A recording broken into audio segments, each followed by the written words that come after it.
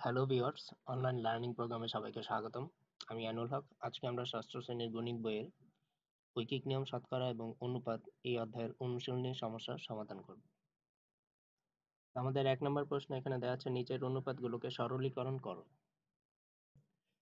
আমরা জানি প্রতিটি অনুপাতই হচ্ছে এক একটি ভগ্নাংশ। তো ভগ্নাংশের ক্ষেত্রে আমরা যেমন ভগ্নাংশের লঘিষ্ঠ রূপে প্রকাশ করতাম, অর্থাৎ আমরা সাধারণ ভাষায় যেটা বুঝি যে একটা ভগ্নাংশের হর এবং লবের মধ্যে প্রয়োজনীয় কাটাকাটি করে এমন একটা অবস্থায় যখন আমরা আসবো যখন আর হর আর লবের মধ্যে কোনো সাধারণ উৎপাদক থাকবে না, অর্থাৎ তাদের মধ্যে আর কাটা যাবে না। কাটলে ভগ্নাংশ অথবা তারা পূর্ণ সংখ্যা থাকবে না, তখন সেটা হয়ে যাবে লঘিষ্ঠ রূপ। তো অনুপাতের ক্ষেত্রেও সরলীকরণ বলতে ভগ্নাংশের লঘিষ্ঠ রূপ আর একেই বোঝায়, অর্থাৎ অনুপাতের ক্ষেত্রে সরলীকরণ এবং ভগ্নাংশের লঘিষ্ঠ রূপে প্রকাশ একই অর্থ বহন করে। আমরা যদি একের কত দেখি, এখানে দেয়া আছে 9:12। তো 9:12কে আমরা প্রথমে ভগ্নাংশে রূপান্তর করি, সেটা হচ্ছে 12/9, অর্থাৎ হর হচ্ছে 12, লব হচ্ছে 9। এখন এদের মধ্যে আমরা আমাদের ভাষায় প্রয়োজনীয় কাটাকাটি করব। তো সেক্ষেত্রে আমরা যে কাজটা করব যে এমন একটি সংখ্যা দিয়ে আমরা এটাকে ভাগ করব যাতে করে উভয় সংখ্যাই মধ্যে কোনো সাধারণ গুণনীয়ক না থাকে। তো আমরা যদি হর এবং লবকে 3 দিয়ে ভাগ করি, তাহলে 9 হয়ে যাবে 3, 12 হয়ে যাবে 4, অর্থাৎ 12/9 হয়ে যাবে 4/3। এই 4/3 হচ্ছে এদের মধ্যে কোনো সাধারণ গুণনীয়ক নেই, অর্থাৎ এক্ষেত্রে অনুপাতের সরলীকরণ রূপ হচ্ছে 12/9 থেকে 4/3। তো 4/3কে আমরা যদি এভাবে প্রকাশ করি অনুপাত আকারে, তাহলে সেটা হবে লব হবে সামনে 3 এবং অনুপাত হর হবে পেছনে 4, অর্থাৎ পূর্ব রাশি হবে 3 এবং উত্তর রাশি হবে 4। আমরা যদি এবার খ নাম্বারে যাই, খ নাম্বারে দেওয়া আছে 15:21। তো পূর্ব রাশি হবে লব 15 এবং উত্তর রাশি 21 হবে হর। তাহলে 15:21কে যদি আমরা ভগ্নাংশে রূপান্তর করি, সেটা হয়ে যাবে 21/15। এবার আমরা যদি হর এবং লবকে 3 দিয়ে ভাগ করি, তাহলে 15কে 3 দিয়ে ভাগ করলে 5 হচ্ছে, 3×5 = 15, এবং 21কে 3 দিয়ে ভাগ করলে 3×7 = 21, 7 হচ্ছে। তাতে আমরা 3 দিয়ে এই জন্য ভাগ করছি যে 15 এবং 21-এর মধ্যে 3-এর চেয়ে বড় কোনো সংখ্যা দিয়ে কাটাকাটি করা যায় না। সেক্ষেত্রে 15 এবং 21 পূর্ণ সংখ্যা থাকে না। তো এই জন্য আমরা 3 দিয়ে ভাগ করছি। তো এখন 21/15 হয়ে গেছে 7/5। এখন এটাকে যদি আমরা আবার অনুপাতে প্রকাশ করি, তাহলে হবে 5:7। অর্থাৎ ভগ্নাংশের লব হয়ে যায় পূর্ব রাশি এবং হর হয়ে যায় উত্তর রাশি। আবার আমরা যখন অনুপাত থেকে ভগ্নাংশে রূপান্তর করি, তখন পূর্ব রাশি হয়ে যায় লব এবং উত্তর রাশি হয়ে যায় হর।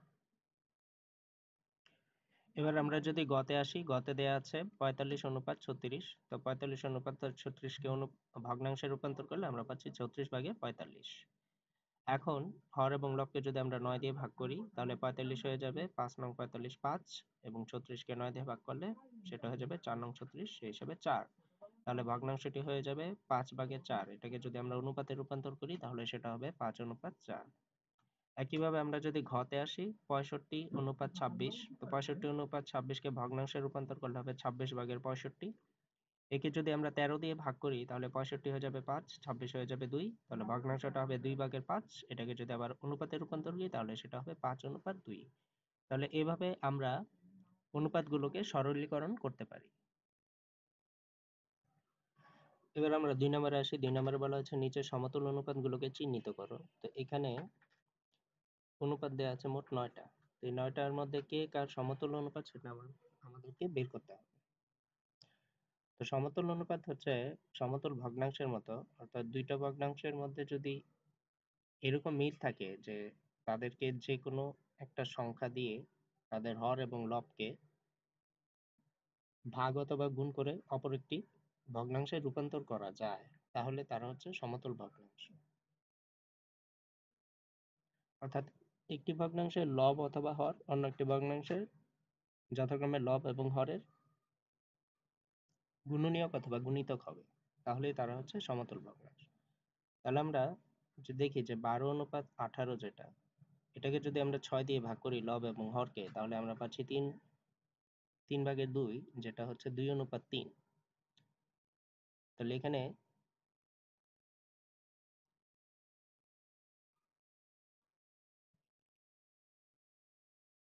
2:3 নামে একটা অনুপাত দেয়া আছে। আবার আমরা যদি এই 2:3, যেটা 3/2 হয় ভগ্নাংশ, এটাকে যদি আবার 3 দিয়ে গুণ করি, তাহলে আমরা পাচ্ছি 9/6, যেটা হচ্ছে 6:9।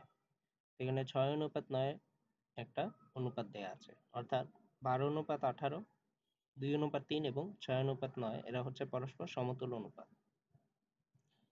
একইভাবে আমরা 6:18 কে যদি আমরা ভগ্নাংশে রূপান্তর করি, 18/6 একে যদি আমরা 6 দিয়ে ভাগ করি, তাহলে আমরা পাচ্ছি 3/1, যে ক্ষেত্রে অনুপাত পাচ্ছি 1:3। আবার 1:3 কে ভগ্নাংশে রূপান্তর করে একে যদি আমরা 2 দিয়ে গুণ করি, হর এবং লবকে, তাহলে আমরা পাচ্ছি 6/2, সেক্ষেত্রে অনুপাত পাচ্ছি 2:6। তাহলে 6:18, 1:3 এবং 2:6 এরা হচ্ছে পরস্পর সমতুল, যে তিনটা আবার এখানে দেয়া আছে। 6:18, 1:3 এবং 2:6।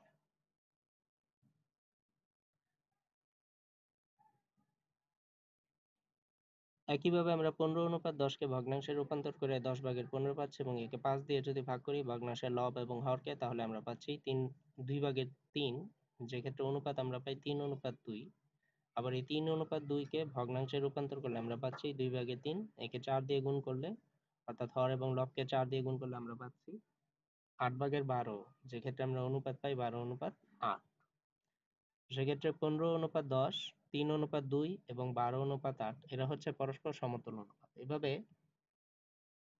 প্রতি তিনটা তিনটা করে আমরা সমতুল অনুপাত পাচ্ছি।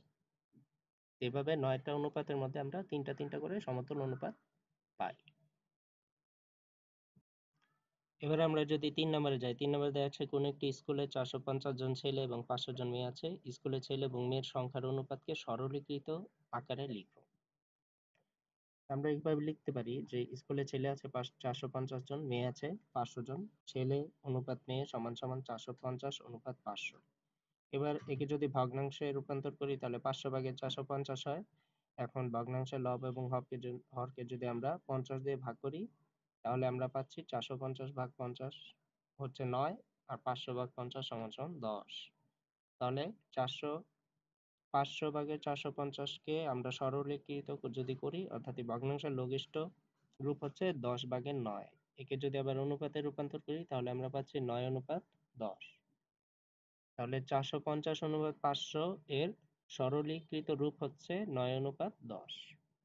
এটাই হচ্ছে 3 নম্বর প্রশ্নের উত্তর।